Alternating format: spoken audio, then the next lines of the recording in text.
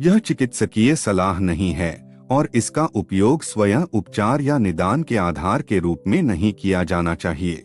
अपने स्वास्थ्य, आहार या दवाओं के संबंध में कोई भी निर्णय लेने से पहले कृपया एक योग्य चिकित्सक या आहार विशेषज्ञ से परामर्श करें। पपीता सुनहरा नारंगी, रसदार, सुगंधित। इसे देवदूतों का फल कहा जाता है। यह वाक्यांश स्वयं क्रिस्टोफर कोलंबस से जुड़ा है, जिन्होंने कैरिबियन द्वीपों के तट पर पहली बार पपीता चखने पर इसे वर्णित करने का कोई और तरीका नहीं पाया। और यह कहना होगा कि इस फल का वास्तव में एक दिव्य स्वरूप है। पपीता इस ग्रह के सबसे पौष्टिक फलों में से एक है। एक मध्यम आकार के फल में विटामिन सी की दैनिक अनुशंसित मात्रा से 200% से अधिक होता है। यह vitamin A, folic acid, potassium, magnesium और शक्तिशाली एंटीऑक्सीडेंट लाइकोपीन और बीटा कैरोटीन से भरपूर होता है। इसमें पैपिन नामक अनूठा एंजाइम होता है जो प्रोटीन को तोड़ने में मदद करता है और पाचन में सुधार करता है। पपीता प्रतिरक्षा प्रणाली, त्वचा के स्वास्थ्य और आंतों के कार्य को बढ़ावा देता है और सूजन को कम करता है। आयुर्वेदिक परंपरा में इसका सदियों से दर्जनों बीमारियों के इलाज के रूप में उपयोग किया जाता रहा है। यह एक आदर्श भोजन लगता है ना? इसे हर दिन खाएं और आप स्वस्थ रहेंगे। लेकिन बात यह है कि सबसे लाभकारी दवा भी विष बन सकती है अगर उसे गलत व्यक्ति को गलत समय पर या गलत संयोजन में दिया जाए। और पपीता भी इसका अपवाद नहीं है। नैदानिक अध्ययनों, विश्वविज्ञान समीक्षाओं और सदियों के आयुर्वेदिक अनुभव के अनुसार कम से कम 5 प्रकार के लोग ऐसे हैं जिनके लिए यह देवताओं का फल गंभीर स्वास्थ्य समस्याओं का कारण बन सकता है। केवल हल्की असुविधा नहीं, बल्कि वास्तविक खतरा। और सबसे चिंताजनक बात यह है कि इनमें से अधिकांश लोग इन जोखिमों से पूरी तरह से अनजान हैं। वे पपीता इस विश्वास के साथ खाते हैं कि वे अपने लिए एक उपकार कर रहे हैं। वे इसे स्मूदी, सलाद और डेसर्ट में मिलाते हैं। इस बीच उनका शरीर चुपचाप इसके परिणामों से जूझ रहा होता है। आज हम इन 5 समूहों में से प्रत्येक को विस्तार से देखेंगे, उनके पीछे की कार्यप्रणाली को समझाएंगे कि पपीता क्यों खतरनाक है, इसमें ऐसा क्या है जो समस्या पैदा करता है, और खुद को तथा अपने प्रियजनों को कैसे बचाएं। हम अफवाहों या पुरानी कहानियों पर भरोसा नहीं करेंगे। सिर्फ विज्ञान, सिर्फ सत्यापित डेटा, सिर्फ तथ्य। यदि आप या आपके कोई करीबी इन श्रेणियों में से कम एक में आते हैं तो वीडियो को अंत तक देखें। ये 20 मिनट आपके जीवन के सबसे महत्वपूर्ण क्षण साबित हो सकते हैं। तो चलिए शुरू करते हैं। पहला समूह। आपने अपने बुजुर्ग रिश्तेदारों को यह कहते हुए जरूर सुना होगा, गर्भावस्था के दौरान पपीता नहीं खाना चाहिए। कई लोग इसे अंधविश्वास मानते हैं, लेकिन यह सलाह आधुनिक विज्ञान द्वारा पूरी तरह समर्थित है। और इसका मुख्य कारण है कच्चा पपीता और उसमें पाया जाने वाला लेटेक्स। कच्चा या आधा पका पपीता ही गर्भवती महिलाओं के लिए सबसे बड़ा खतरा पैदा करता है। समस्या पपीते के गूदे में नहीं, बल्कि इसमें मौजूद सफेद लेटेक्स में है। पपीते का लेटेक्स एक दूधिया तरल है जो कच्चे फल से निकलता है। फल जितना कम पका होगा, लेटेक्स उतना ही अधिक होगा। अध्ययनों से पता चला है कि यह लेटेक्स गर्भावस्था के दौरान खतरनाक हो सकता है। इसमें मौजूद पदार्थ शरीर में ऑक्सीटोसिन और प्रोस्टाग्लैंडिन्स हार्मोन्स की नकल करते हैं। ध्यान दें, यह जानकारी केवल शिक्षा के लिए है। स्वास्थ्य संबंधी निर्णयों के लिए डॉक्टर से सलाह लें। ऑक्सीटोसिन एक हार्मोन है जो गर्भाशय की संकुचन को प्रेरित करता है। प्रोस्टाग्लैंडिन्स भी इसी तरह का कार्य करते हैं। वे गर्भाशय ग्रीवा को नरम करते हैं। जब कोई गर्भवती महिला कच्चा पपीता खाती है तो लेटेक्स समय से पहले गर्भाशय संकुचन को उत्तेजित कर सकता है। शुरुआती चरणों में यह गर्भपात के जोखिम को बढ़ाता है और बाद के चरणों में यह समय से पहले जन्म का कारण बन सकता है। लेकिन लेटेक्स ही एकमात्र समस्या नहीं है। कच्चे पपीते में एंजाइम पापेन की भी उच्च सांद्रता होती है। पापेन एक शक्तिशाली एंजाइम है जो प्रोटीन को तोड़ता है। यह पाचन के लिए अच्छा है, लेकिन गर्भावस्था में खतरनाक। पापेन भ्रूण के विकास के लिए आवश्यक झिल्लियों को नुकसान पहुंचा सकता है और उसके आरोपण में बाधा डाल सकता है। पशु अध्ययनों से पता चला है कि पापेन की उच्च खुराक भ्रूण के विकास को धीमा कर सकती है। तो पकी हुई पपीते के बारे में विज्ञान क्या कहता है? आइए इसे अगले भाग में जानते हैं। यहाँ स्थिति उतनी स्पष्ट नहीं है। पूरी तरह से पके हुए पपीते में चमकीले नारंगी और मीठे लेटेक्स और पैपिन का स्तर काफी कम होता है। कई डॉक्टर मानते हैं कि थोड़ी मात्रा ठीक है, लेकिन अधिकांश विशेषज्ञ सुरक्षित रहने के लिए इसे पूरी तरह से छोड़ने की सलाह देते हैं। यह विशेष रूप से पहली तिमाही में महत्वपूर्ण है, जब गर्भपात का खतरा सबसे अधिक होता है। सुरक्षित रहना ही सबसे बेहतर है। और अब कुछ जानकारी जो पुरुषों को चौंका देगी। यदि आप पिता बनने की योजना बना रहे हैं, तो आपको भी पपीते का ध्यान रखना चाहिए। समस्या इसके गूदे में नहीं, बल्कि इसके बीजों में है। एशियाई प्रशांत प्रजनन जर्नल में प्रकाशित अध्ययनों के अनुसार पपीते के बीज का अर्क पुरुषों में प्रजनन क्षमता को कम करने वाला प्रभाव डाल सकता है। यह शुक्राणुओं की संख्या को प्रभावित करता है। विज्ञान हमेशा हमें सुरक्षित रहने में मदद करता है। जागरूक रहें और स्वस्थ रहें। इस जानकारी को साझा करना न भूलें।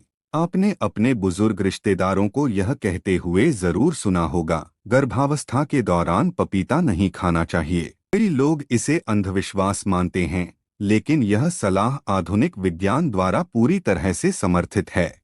और इसका कारण यह है, यहाँ मुख्य शब्द कच्चा है।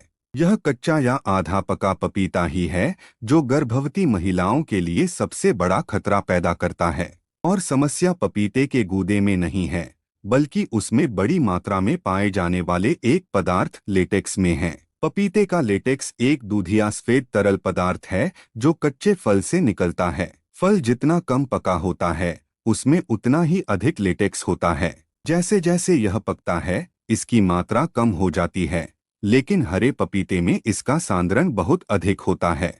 वैज्ञानिक जर्नल्स में प्रकाशित अध्ययनों से पता चला है कि लेटेक्स शरीर में ऑक्सीटोसिन और प्रोस्टाग्लैंडिन्स हार्मोन्स की नकल करते हैं।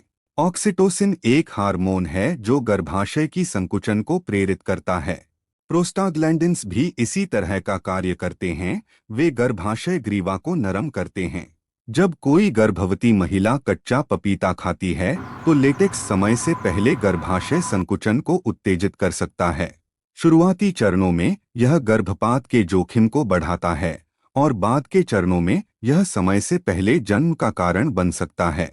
लेकिन लेटेक्स ही एकमात्र समस्या नहीं है। कच्चे पपीते में एंजाइम पापेन की भी उच्च सांद्रता होती है। पापेन एक शक्तिशाली एंजाइम है जो प्रोटीन को तोड़ता है। यह पाचन के लिए अच्छा है, लेकिन गर्भावस्था में खतरनाक। पापेन भ्रूण के विकास के लिए आवश्यक झिल्लियों को नुकसान पहुंचा सकता है और उसके आरोपण में बाधा डाल सकता है। पशु अध्ययनों से पता चला है कि पापेन की उच्च खुराक भ्रूण के विकास को धीमा कर सकती है। तो पकी हुई पपीते के बारे में विज्ञान क्या कहता है? आइए इसे अगले भाग में जानते हैं। पूरी तरह से पके हुए पपीते में लेटेक्स कम होता है, लेकिन इसकी सही मात्रा का निर्धारण करना असंभव है। इसलिए विशेषज्ञ इसे न खाने की सलाह देते हैं। यह विशेष रूप से पहली तिमाही में महत्वपूर्ण है, जब गर्भपात का खतरा सबसे अधिक होता है। सुरक्षित रहना ही सबसे बेहतर है। और अब एक अप्रत्याशित तथ्य, यदि आप पिता बनने की योजना बना रहे हैं, तो आपको पपीते के बीजों से सावधान रहना चाहिए। पपीते के बीज का अर्क शुक्राणुओं की संख्या, गतिशीलता और उनकी संरचना को बाधित कर सकता है। यह प्रजनन क्षमता को कम करता है। वास्तव में पपीते के बीजों का एक संभावित प्राकृतिक पुरुष गर्भनिरोधक के रूप में अध्ययन किया जा रहा है। गर्भधारण की योजना में यह बाधक है। संक्षेप में, गर्भवती महिलाएं कच्चे पपीते से बचें और पिता बनने की योजना बना रहे पुरुष बीजों से दूर रहें। जागरूक रहें, स्वस्थ रहें। संख्या कम करता है, शुक्राणुओं की गतिशीलता को कम करता है और शुक्राणुओं की संरचना को बाधित कर सकता है, यानी उनका आकार और बनावट। वास्तव में पपीते के बीजों का एक संभावित प्राकृतिक पुरुष गर्भनिरोधक के रूप में अध्ययन किया जा रहा है। वैज्ञानिक दृष्टिकोण से यह दिलचस्प लगता है, लेकिन अगर आप गर्भधारण करने की योजना बना रही हैं, तो यह आपके लिए सबसे आखिरी चीज है जिसकी आपको जरूरत है। पहले समूह के लिए सारांश: गर्भवती महिलाओं को कच्चे और आधे पके पपीते से पूरी तरह बचना चाहिए। पके पपीते के साथ अत्यधिक सावधानी बरतें। इन्हें पूरी तरह से न खाने में ही भलाई है। पिता बनने की योजना बना रहे पुरुषों को पपीते के बीज से बचना चाहिए। इस वीडियो में दी गई जानकारी केवल शैक्षिक उद्देश्यों और सामान्य जागरूकता बढ़ाने के लिए है। यह चिकित्सकीय सलाह नहीं है और इसका उपयोग स्वयं उपचार या निदान के आधार के रूप में नहीं किया जाना चाहिए। अपने स्वास्थ्य, आहार या दवाओं के संबंध में कोई भी निर्णय लेने से पहले कृपया एक योग्य चिकित्सक या आहार विशेषज्ञ से परामर्श करें। दूसरा समूह सबसे खतरनाक में से एक है, क्योंकि अधिकांश लोग पूरी तरह से अनजान होते हैं कि वे इसके सदस्य हैं। एक सरल सवाल का जवाब दें, क्या आपको कभी रबर के दस्तानों से जलन या खुजली का अनुभव हुआ है? गुब्बारा फुलाते समय क्या आपने अपने होठों पर झुनझुनी या सूजन महसूस की है?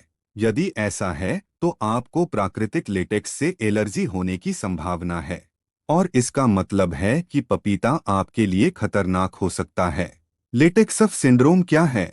एलर्जी विज्ञान में अच्छी तरह से प्रलेखित इस घटना को लेटेक्स सिंड्रोम या लेटेक्स और कुछ फलों के बीच क्रॉस रिएक्टिविटी के रूप में जाना जाता है। यहाँ इसका स्पष्टीकरण है।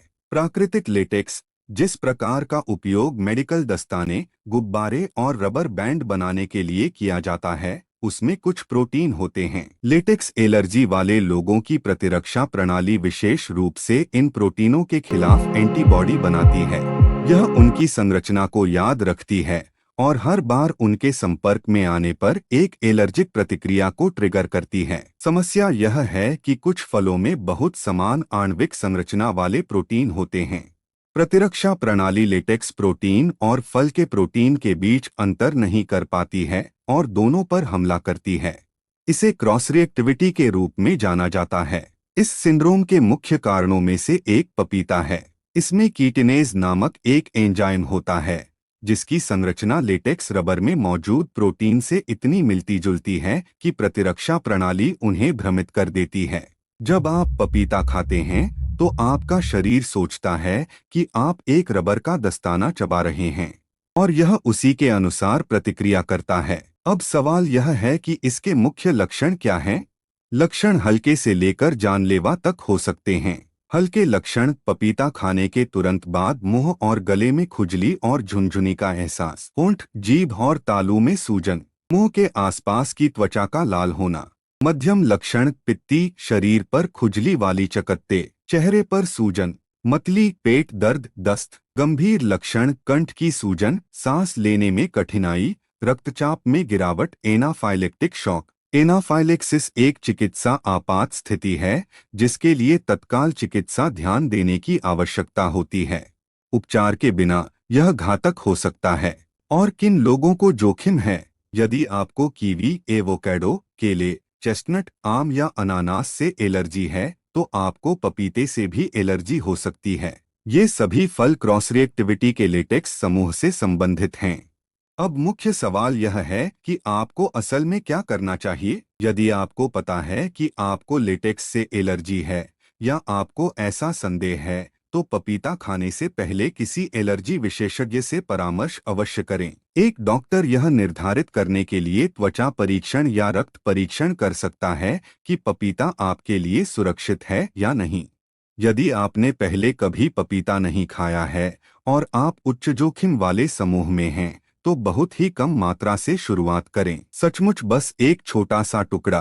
30 मिनट प्रतीक्षा करें। यदि कोई प्रतिक्रिया नहीं होती है तो आप थोड़ा और आजमा सकते हैं, लेकिन हमेशा एक एंटीहिस्टामाइन पास में रखें, बस सावधानी के तौर पर। तीसरा समूह, और यह जानकारी विशेष रूप से बुजुर्ग लोगों और उनके प्रियजनों के लिए महत्वपूर्ण है। यदि आपके घर में कोई हृदय की दवा या खून पतला करने वाली दवा ले रहा है तो कृपया ध्यान से सुनें। पपीता और रक्तजमावरोधी। रक्तजमावरोधी, या जैसा कि उन्हें अक्सर रोजमर्रा की भाषा में ब्लड थिनर्स कहा जाता है, ऐसी दवाएं हैं जो रक्त के जमने की क्षमता को कम करती हैं। इनमें सबसे प्रसिद्ध वारफरिन है। इसका उपयोग एट्रियल फिब्रिलेशन, कृत्रिम हृदय वाल्व लगाने के बाद डीप वेन थ्रोम्बोसिस और कई अन्य स्थितियों में किया जाता है। वारफरिन विटामिन के की क्रिया को रोककर काम करता है। यह एक ऐसा विटामिन है जो खून के जमने के लिए आवश्यक है। डॉक्टर खुराक को सावधानी से समायोजित करते हैं ताकि खून थक्कों को रोकने के लिए पर्याप्त पतला रहे, लेकिन इतना भी नहीं कि रक्तस्राव हो जाए। यह एक नाजुक संतुलन है और यहीं पर पपीता काम आता है। अध्ययनों से पता चला है कि पपीते का अपना रक्तजमावरोधी प्रभाव होता है।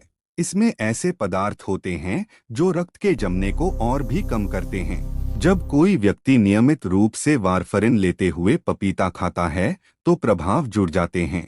खून बहुत पतला हो जाता है। इससे क्या जोखिम है? अपने आप खून बहना, दांतों को ब्रश करते समय मसूड़ों से खून आना, बिना किसी कारण के नाक से खून आना, हल्के से छूने पर भी चोट के निशान पड़ना और गंभीर मामलों में आंतरिक रक्तस्राव, पाचन तंत्र, मस्तिष्क संबंधी, यह एक जानलेवा स्थिति है। यही कारण है कि सर्जन किसी भी नियोजित सर्जरी से कम 2 सप्ताह पहले पपीते का सेवन पूरी तरह से बंद करने की सलाह देते हैं। भले ही आप रक्तजमावरोधी दवाएं न ले रहे हों, पपीते का रक्त को पतला करने वाला प्राकृतिक प्रभाव सर्जरी के दौरान और बाद में रक्तस्राव को बढ़ा सकता है। अब आइए अगले महत्वपूर्ण विषय की ओर बढ़ते हैं, पपीता और एंटीअरिथमिक दवाएं। एक और महत्वपूर्ण बात है जिसके बारे में बहुत कम लोग जानते हैं। यदि आप एमियोडारोन ले रहे हैं, जो हृदय की धड़कन के विकारों के लिए निर्धारित एक दवा है, तो पपीता इसकी विषाक्तता को बढ़ा सकता है। एमियोडारोन को यकृत में विशिष्ट एंजाइमों द्वारा चयापचय किया जाता है। पपीते में ऐसे पदार्थ होते हैं जो इन एंजाइमों की क्रिया को धीमा कर सकते हैं। परिणामस्वरूप एमियोडारोन शरीर से अधिक धीरे धीरे बाहर निकलता है, रक्त में इसका सांद्रता बढ़ जाती है और इसके साथ ही दुष्प्रभावों का खतरा बढ़ जाता है। थायराइड का खराब काम करना, फेफड़ों को नुकसान और यकृत पर विषाक्त प्रभाव। अब मुख्य सवाल यह है कि ऐसी स्थिति में आपको असल में क्या करना चाहिए। यदि आप वारफरिन, अन्य एंटीकोआगुलेंट्स, एंटीप्लेटलेट एजेंट, कार्डियोलॉजिकल खुराक में एस्पिरिन, क्लोपिडोग्रेल या एमियोडारोन ले रहे हैं, तो आपको अपने कार्डियोलॉजिस्ट से इस बारे में चर्चा करनी चाहिए कि क्या आप पपीता खा सकते हैं और कितनी मात्रा में। यह निर्णय स्वयं न लें। इसमें गंभीर दवाओं के साथ परस्पर क्रिया शामिल है, जहां एक गलती बहुत महंगी पड़ सकती है। चौथा समूह शायद सबसे बड़ा है। मधुमेह और थायराइड विकार दुनिया की सबसे आम पुरानी बीमारियों में से दो हैं और दोनों का पपीते के साथ एक जटिल संबंध है। पपीता और मधुमेह एक दोधारी तलवार। आपने शायद सुना होगा कि पपीता मधुमेह के लिए फायदेमंद है और यह एक हद तक सच है। पपीते का ग्लाइसेमिक इंडेक्स अपेक्षाकृत कम होता है। इसमें फाइबर होता है जो चीनी के अवशोषण को धीमा कर देता है और एंटीऑक्सीडेंट होते हैं जो अग्न्याशय के कोशिकाओं की रक्षा करते हैं। कुछ अध्ययनों से पता चला है कि पपीते के पत्ते का अर्क रक्त शर्करा के स्तर को भी कम कर सकता है, लेकिन खतरा ठीक यहीं पर है। यदि आप रक्त शर्करा कम करने वाली दवाएं, मेटफॉर्मिन, ग्लिबेंक्लामाइड, इंसुलिन या अन्य ले रहे हैं और नियमित रूप से बड़ी मात्रा में पपीता का सेवन करते हैं, तो उनका प्रभाव मिल सकता है। इसे यौगिक प्रभाव, एडिटिव इफेक्ट के रूप में जाना जाता है। दवा रक्त शर्करा को कम करती है, पपीता रक्त शर्करा को कम करता है। एक साथ वे इसे बहुत ज्यादा कम कर सकते हैं। रक्त में ग्लूकोज के स्तर में अचानक गिरावट, हाइपोग्लाइसीमिया, एक खतरनाक स्थिति है। इसके लक्षणों में कांपते हाथ, ठंडी पसीना, चक्कर आना, भ्रम और तेज धड़कन शामिल हैं। गंभीर मामलों में इससे बेहोशी और दौरे पड़ सकते हैं। अकेले रहने वाले बुजुर्ग व्यक्ति के लिए गंभीर हाइपोग्लाइसीमिया का एक दौरा दुखद परिणाम ला सकता है। इसका मतलब यह नहीं है कि मधुमेह वाले लोगों को पपीता बिल्कुल नहीं खाना चाहिए। वे खा सकते हैं, लेकिन संयम से और रक्त शर्करा के स्तर की सावधानी पूर्वक निगरानी के साथ। यदि आप अपनी डाइट में पपीता शामिल कर रहे हैं, तो पहले कुछ दिनों के दौरान अपने रक्त शर्करा की सामान्य से अधिक बार जांच करें। इस पर नजर रखें कि आपका शरीर कैसे प्रतिक्रिया करता है और अपने एंडोक्राइनोलॉजिस्ट को जरूर बताएं। अब बात करते हैं पपीता और थायराइड ग्रंथि के बीच के महत्वपूर्ण संबंध के बारे में। और अब लेवोथायरोक्सिन लेने वालों के लिए कुछ जानकारी। यह एक सिंथेटिक थायराइड हार्मोन है जिसे हाइपोथायराइडिज्म के लिए निर्धारित किया जाता है।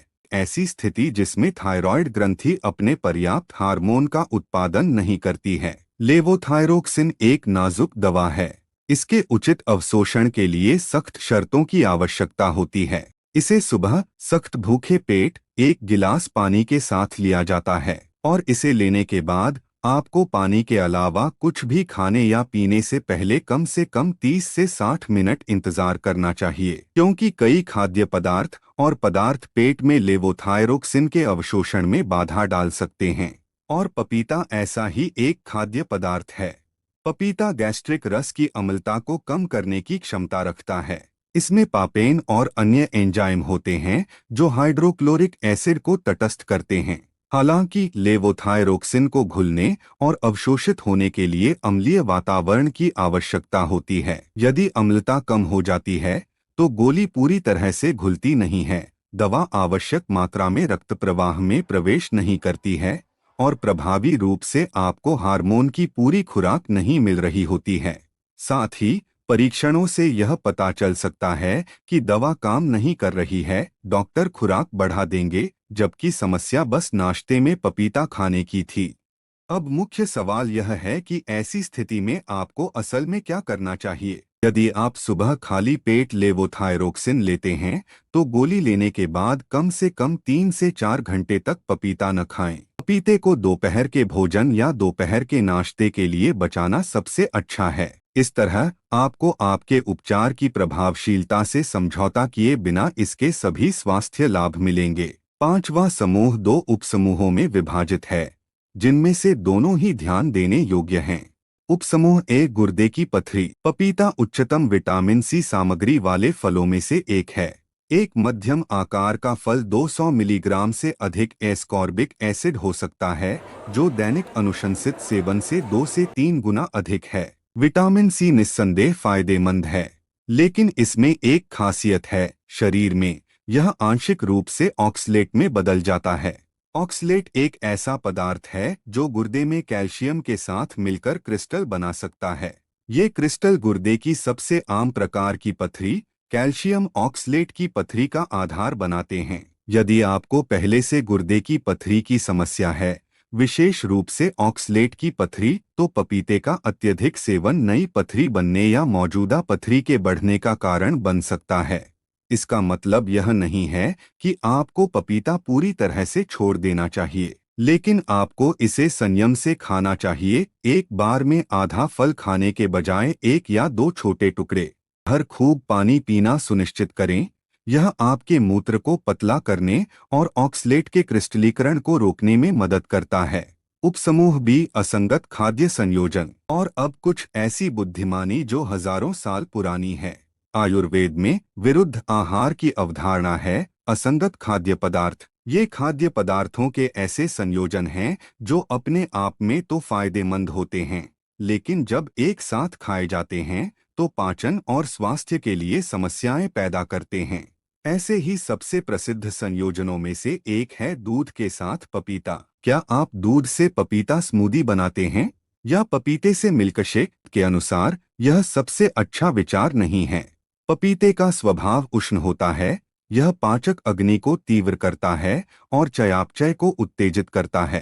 दूसरी ओर दूध की प्रकृति शीतल होती है, यह ठंडक पहुंचाता है, आराम देता है और चीजों को धीमा कर देता है। जब विरोधी गुणों वाले ये दो पदार्थ पेट में मिलते हैं तो वे आयुर्वेदिक सिद्धांत के अनुसार पाचन अग्नि के संतुलन को बिगाड़ देते हैं। परिणाम अपूर्ण पाचन और विषाक्त पदार्थों का निर्माण। वही अमा जो त्वचा पर चकत्ते, एलर्जी की प्रतिक्रिया, पेट फूलना और सामान्य असुविधा के रूप में प्रकट हो सकता है। आधुनिक विज्ञान ने अभी तक इस अवधारणा की निर्णायक पुष्टि नहीं की है, लेकिन न ही इसने इसका खंडन किया है। कई गैस्ट्रोएंटेरोलॉजिस्ट, पेट के विशेषज्ञ, उल्लेख करते हैं कि संवेदनशील पाचन वाले लोगों में खट्टे फलों को दूध के साथ मिलाने से वास्तव में असुविधा हो सकती है। खट्टे वातावरण में दूध के प्रोटीन के जमने के कारण। एक सरल नियम, पपीता अकेले ही खाएं। इसे दूध या डेयरी उत्पादों के साथ न मिलाएं। अगर आप स्मूदी बनाना चाहें तो इसे पानी या पौधे आधारित दूध से बनाएं और साधारण दूध को अलग से पिएं। बीच में कम से कम 1 घंटे का अंतराल रखें। तो आइए सारांश पर आते हैं। पपीता निस्संदेह पृथ्वी पर सबसे स्वास्थ्यवर्धक फलों में से एक है, हर मायने में एक सुपरफूड। लेकिन किसी भी शक्तिशाली उपकरण की तरह इसका भी सावधानी से उपयोग करना जरूरी है। ऐसे 5 समूह के लोग हैं जिन्हें विशेष रूप से सावधान रहने की आवश्यकता है। पहले हैं गर्भवती महिलाएं। कच्ची पपीता गर्भाशय की संकुचन को उत्तेजित कर सकती है और बच्चे को जन्म देने की योजना बना रहे पुरुष पपीते के बीज प्रजनन क्षमता को कम कर सकते हैं। दूसरे हैं लेटेक्स एलर्जी वाले लोग। क्रॉस रिएक्टिविटी से एनाफाइलेक्सिस सहित एक गंभीर एलर्जी प्रतिक्रिया हो सकती है। तीसरा समूह उन मरीजों का है जो रक्त को पतला करने वाली एंटीकोएगुलेंट्स और हृदय की दवाएं ले रहे हैं। पपीता रक्त को पतला करने की क्षमता को बढ़ाता है और कुछ दवाओं की विषाक्तता को बढ़ा सकता है। चौथा समूह मधुमेह और थायराइड विकारों से पीड़ित लोगों का है। हाइपोग्लाइसीमिया और लेवोथायरोक्सिन के अवशोषण में कमी का खतरा होता है। पांचवा, गुर्दे की पथरी वाले लोग। अतिरिक्त विटामिन सी ऑक्सलेट में बदल जाता है और जो कोई भी पपीते को दूध के साथ मिलाता है, इससे पाचन में गड़बड़ी हो सकती है। यदि आप इनमें से किसी भी श्रेणी में आते हैं तो घबराएं नहीं, लेकिन इस जानकारी को नजरअंदाज भी न करें। अपने डॉक्टर या आहार विशेषज्ञ से सलाह लें। एक विशिष्ट प्रश्न पूछें, क्या मैं अपनी चिकित्सीय स्थितियों और दवाओं को देखते हुए पपीता खा सकता हूँ? एक विशिष्ट उत्तर प्राप्त करें और जागरूकता के साथ काम करें। ज्ञान ही सुरक्षा है। इस वीडियो को उन लोगों के साथ साझा करें जिन्हें यह उपयोगी लग सकता है। कभी कभी एक ही शेयर किसी प्रियजन को एक गंभीर गलती करने से बचा सकता है। अपना ख्याल रखें, सोच समझकर खाएं, स्वस्थ रहें।